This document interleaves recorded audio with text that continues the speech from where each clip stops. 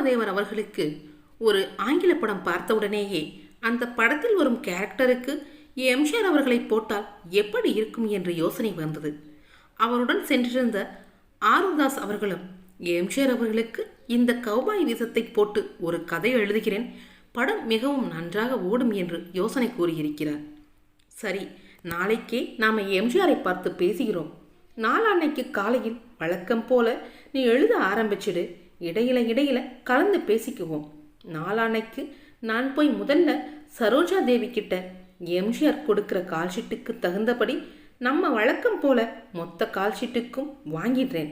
அதுக்கப்புறம் கதை எப்படி அமையுங்கிறத மேலோட்டமாக பேசிக்கிட்டு அதுக்கேற்ற மாதிரி மற்ற நடிகர் நடிகைங்க கிட்ட கால்ஷீட் வாங்கிக்கலாம். அது ஒன்றும் பெருசில்லை, அவ்வளவுதான், முடிஞ்சிருச்சு முருகா என்றார் தேவரண்ணன் அவர்கள்.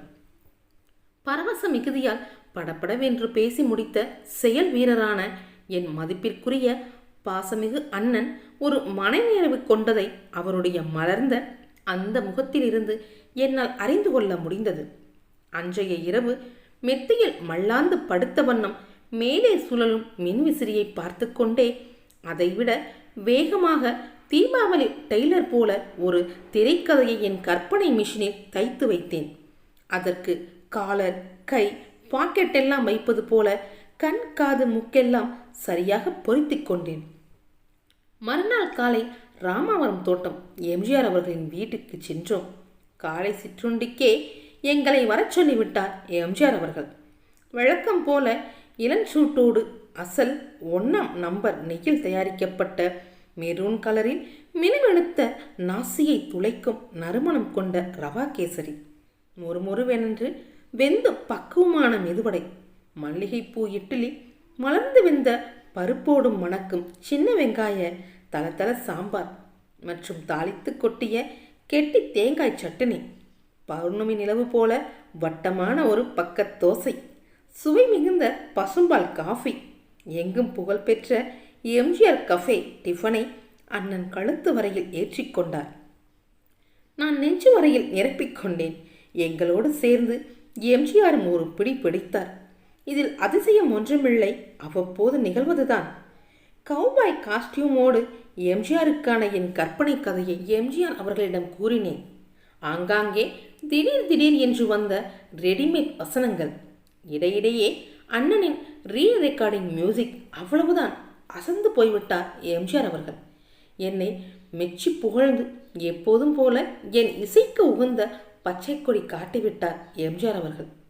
அடுத்தது வேட்டைக்காரன் படத்தின் கதை வசனம் எழுதத் தொடங்கிய அடுத்த நாள் காலை 10:30 மணி. நான் சற்றும் எதிர்பாராத ஒரு சம்பவம், ஒரு திடீர் திருப்பம் ஏற்பட்டது. வழக்கத்திற்கு மாறாக அண்ணன் படார் என்று வேகமாக அரைக்கதவை திறந்து கொண்டு உள்ளே வந்து என் எதிரில் அமர்ந்தார். என் பேனாவை பிடுங்கி மூடினார். கோப்புகளை ஒருபுறம் தள்ளி வைத்தார். முகம் சிவந்தது. சூடாக இருந்த அவர் சூடாக காப்பி கொண்டு வரச் சொன்னார். ஏதோ அசம்பாவிதம் நடந்திருக்கிறது என்பதை என்னால் புரிந்து கொள்ள முடிந்தது. அதை புரிந்து கொண்ட நான் எதுவுமே பேசாமல் மௌனம் சாதித்தேன். அண்ணனே பேசினார். அப்பா, இப்போ நான் முன் சொல்ல போறேன், அதை கேட்டு அதிர்ச்சி அடையாதே, அமைதியா கேட்டுக்க. நான் என்னன்னே சொல்லுங்க என்றேன். இந்த படத்துல சரோஜா தேவி இல்ல. இதை கேட்டதும் நான் துணுக்குற்று நிமிர்ந்தேன். ஏன் அண்ணன், என்னாச்சு என்று கேட்டேன். இந்த பட கால்ஷீட் விஷயம் சொல்றதுக்காக காலையில அவங்க வீட்டுக்கு போனேன். எங்களுக்கு வேற படங்கள் இருக்கு, அதனால முந்தி மாதிரி ஒரே அடியா மொத்த கால்ஷீட்டும் கொடுக்க முடியாது, அப்பப்பத்தான் கொடுப்போம்னு அவங்க அம்மா சொன்னாங்க. எனக்கு எம்ஜிஆரோட கால்ஷீட் தான் முக்கியம், அதை வச்சுத்தானே ஏற்கனவே எல்லா படத்துக்கும் கால்ஷீட் கொடுத்தீங்க, இப்போ மட்டும் என்னன்னு கேட்டேன். அதுக்கு அவங்க சரியா பதில் சொல்லாம வேற என்னென்னமோ சொன்னாங்க. எனக்கு கோபம் வந்து எந்திரிச்சு வந்துட்டேன்.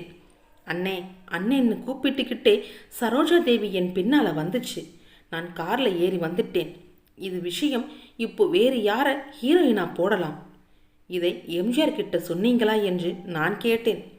இல்லை, இப்போ அவர்கிட்ட சொல்ல வேண்டாம், வேற ஒரு ஹீரோயினை முடிவு பண்ணி அதோட கால்ஷீட்டை வாங்கிட்டு அதுக்கப்புறமா ஒரே அடியா எம்ஜிஆர் கிட்ட சொல்லிக்கலாம், அதை நான் பார்த்துக்கிறேன் என்றார் தேவரண்ணன்.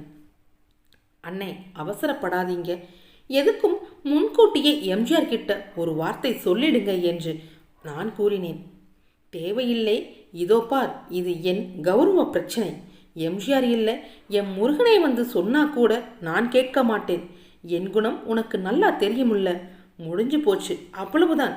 இதை விடு என்று கோபமாக கத்தினார் தேவரண்ணன். அதன் பிறகுதான் அந்த படத்தில் எம்ஜிஆருக்கு ஜோடியாக சாவித்ரி அவர்கள் நடிக்க ஒப்பந்தம் செய்யப்பட்டார். இந்த விஷயம் எம்ஜிஆர் காதுகளுக்கு சென்று விட்டது. உடனே தேவர் அவர்களை அழைத்தார். தேவர் அவர்களும் அங்கே சென்றார்.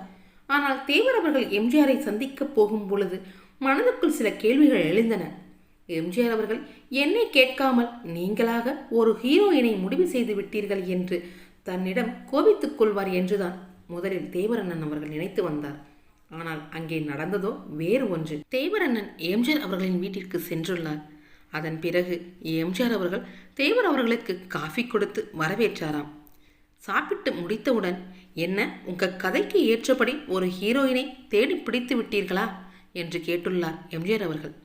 என் கதைக்கு ஏற்ற ஹீரோயினை பிடிக்கவில்லை, உங்கள் நடிப்பிற்கு தகுந்தாற் போலும் இந்த கதைக்கு ஏற்றாற் போலும் ஒரு கதாநாயகியை நான் ஒப்பந்தம் செய்திருக்கிறேன் என்று கூறினாராம் தேவரண்ணன் அவர்கள்.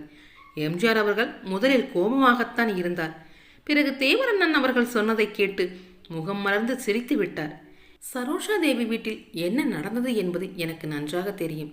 இதை ஏன் முன்கூட்டியே எனக்கு தெரிவிக்கவில்லை என்று கேட்டாராம். எம்ஜிஆர் கேட்டாராம். அதற்கு தேவரண்ணன், நமக்கு இப்போது தேவை கதைக்கு ஏற்ற ஒரு கதாநாயகியை தவிர பகை இல்லை. சரோஜா தேவி இல்லைன்னா என்ன, ஒரு சாவித்ரி, அதான் முடிவு செய்து விட்டேன் என்றாராம். இதை கேட்டு கோபமாக இருந்த எம்ஜிஆருக்கு கூட நிம்மதி வந்ததாம், சந்தோஷம் பிறந்ததாம். பரவாயில்லை, இந்த படத்தில் ஒரு கை பார்க்கலாம் என்று கூறிதான் தேவரண்ணன் அவர்கள் அங்கிருந்து சென்றார்களாம். இந்த திரைப்படத்தில் சாவித்ரி அவர்கள் பிரமாதமாக நடித்திருப்பார். இந்த திரைப்படத்தை பார்த்த சரோஜா தேவி அவர்கள் ஒரு நாள் தேவரண்ணன் அவர்களுக்கு ஃபோன் செய்திருந்தார். தேவரண்ணன் அவர்கள் சரோஜா தேவி அவர்கள் பேசுகிறார் என்று தெரிந்தவுடனேயே ஃபோனை கட் செய்து விட்டாராம்.